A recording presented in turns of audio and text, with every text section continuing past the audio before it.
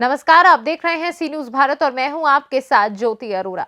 वक्त हो गया है न्यूज बुलेटिन का, जिसमें हम जानेंगे कि कहां हो रही खाद की कालाबाजारी, कहां नगर परिषद द्वारा आपकी सरकार आपके द्वार अभियान का हुआ शुभारंभ और कहां श्रद्धांजलि सभा का किया गया आयोजन। इन सभी खबरों को जानेंगे विस्तार से, तो आइए नजर डालते हैं इस वक्त की बड़ी खबरों पे। बाराबंकी में खाद की कमी व खाद की कालाबाजारी तथा धान क्रय केंद्रों पर भारी अनियमितताओं को लेकर भारतीय किसान यूनियन राष्ट्रीयतावादी के राष्ट्रीय अध्यक्ष ठाकुर रामचंद्र सिंह की अध्यक्षता में एक बैठक का आयोजन किया गया। आपको बता दें कि बाराबंकी के तहसील हैदरगढ़ में भारतीय किसान यूनियन राष्ट्रीयतावादी के कार्यालय पर एक बैठक का आयोजन किया गया, जिसमें मुख्य रूप से किसानों को खाद की कमी व कालाबाजारी तथा धान क्रय केंद्रों पर भारी पैमाने पर अनियमितताओं और किसानों को छुट्टा जानवरों से निजात दिलाए जाने आदि समस्याओं को लेकर विस्तारित चर्चा की गई।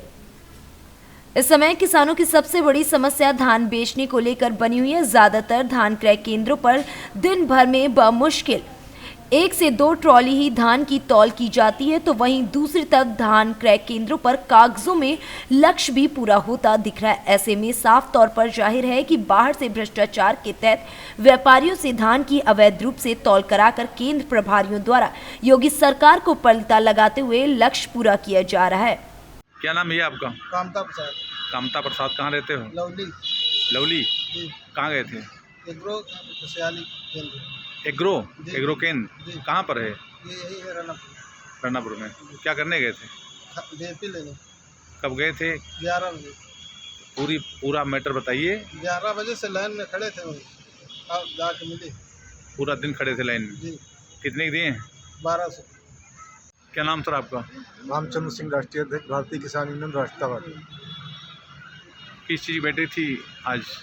आज किसानों की समस्याओं को लेकर बैठक थी। प्रथम धान क्रय केंद्रों पर क्रय केंद्र प्रभारी द्वारा अनियमितताएं तथा वर्तमान में किसान गेहूं बो रहा है, लगभग 60% गेहूं बो चुका है और क्षेत्र में खाद की बहुत बड़ी दिक्कत है। डीएपी की आपूर्ति पूर्ण रूप से सुनिश्चित नहीं हो रही है। लगभग लोग सुबह 4 बजे से आकर के 2 बजे से आकर लाइन लगाते हैं और 4 बजे तक बैठे रहते हैं और निराश होकर वापस चले जाते हैं। तो मैं माननीय मुख्यमंत्री जी से, जिलाधिकारी महोदय जनपद बाराबंकी से रिक्वेस्ट करता हूं, अपेक्षा करता हूं कि किसान हित में जल्द से जल्द किसानों को डीएपी तथा तौल केंद्रों पर अनियमितताएं जो अन्यताएँ हो रही हैं उनको खत्म करने के लिए और नहरों में पानी सुनिश्चित करने की कार्रवाई सुनिश्चित करने की कृपा करें। बाराबंकी से सी न्यूज संवाददाता सूर्यकरण सिंह की रिपोर्ट।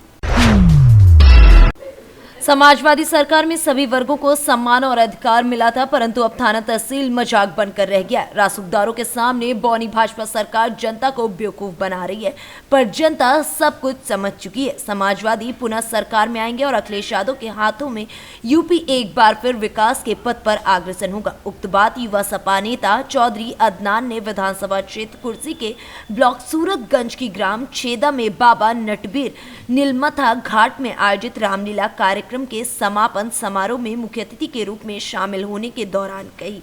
वहां मौजूद आवाम को संबोधित करते हुए अदनान ने कहा कि अखिलेश यादव की सरकार में सुरक्षा के मामले पर बेहतरीन कार्य हुए। हर मिनटों में पुलिस सहायता मिल सके, इसके लिए डायल 100 की 2 गाड़ियां दी गई। इसके अलावा आगरा एक्सप्रेसवे और पूर्वांचल एक्सप्रेसवे देकर यूपी को विकास की रफ्तार से जोड़ा गया।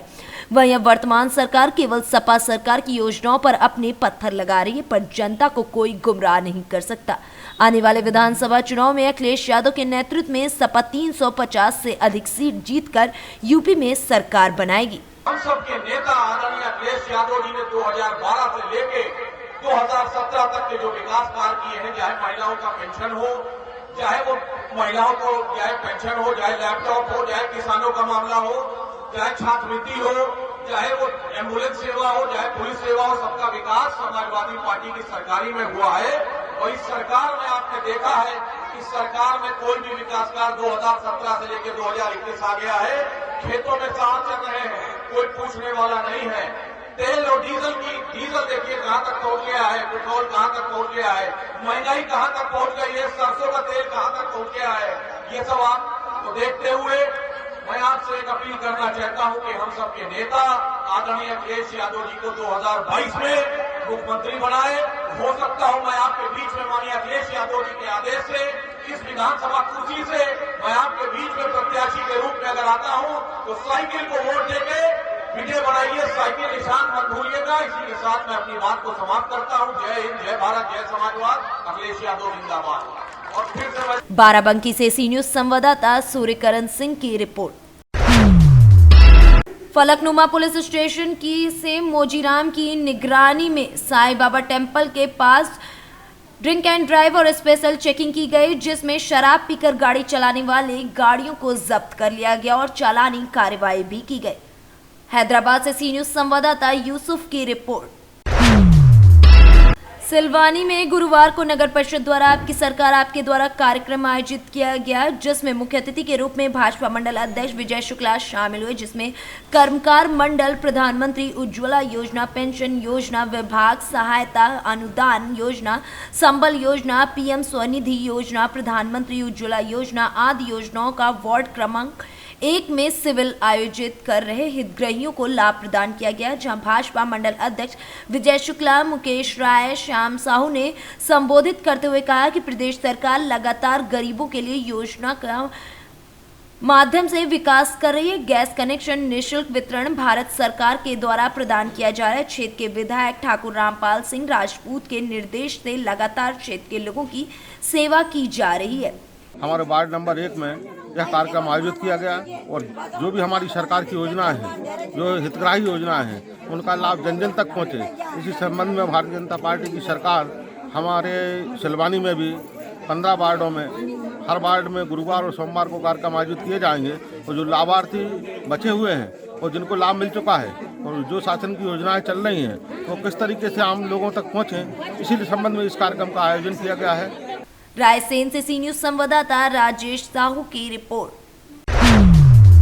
भारत के प्रथम व वर्तमान सीडीएस जनरल विपिन रावत की अचानक हेलीकॉप्टर दुर्घटना में निधन के समाचार से जहां पूरा देश स्तब्ध है व दुखी है, वहीं अपने सेना नायक को श्रद्धांजलि देने का सिलसिला भी पूरे देश में जारी। इसी क्रम में हिंदू जागरण मंच के प्रांतीय मंत्री एवं प्रभारी विमल द्विवेदी के नेतृत्व में नगर के शास्त्री चौक पर श्रद्धांजलि सभा का आयोजन किया गया, जिसमें सैकड़ों नागरिकों ने नम आंखों से चित्र पर पुष्प अर्पित कर अपने जनरल को अंतिम विदाई दी।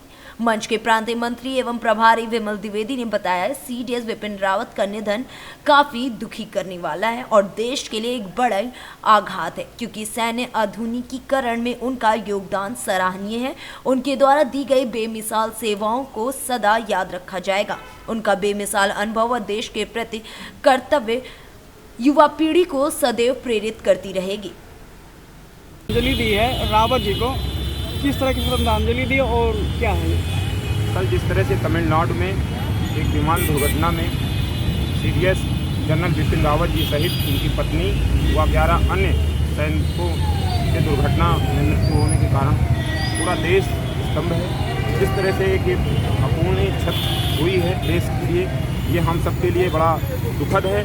पूरा देश गमगीन है और हम सबकी संवेदनाएं उनके परिजनों के साथ हैं। और इसी क्रम में आज पूर्व सैनिकों के साथ, तमाम सामाजिक संगठनों के साथ हिंदू जागरण मंच द्वारा विपिन रावत जी सहित अन्य 11 सैनिकों को श्रद्धांजलि अर्पित की गई है। और मैं पुनः एक बार उनको श्रद्धासुमन श्रद्धांजलि हम सब साथ अर्पित करते हैं, क्योंकि ये जो क्षति हुई है ये पूर्ण नहीं की जा सकती है। इसको पूरा देश एक तरीके से गमगीन है, पूरा देश शोक मना रहा है और हम सब की संवेदनाएं उनके परिजनों के साथ।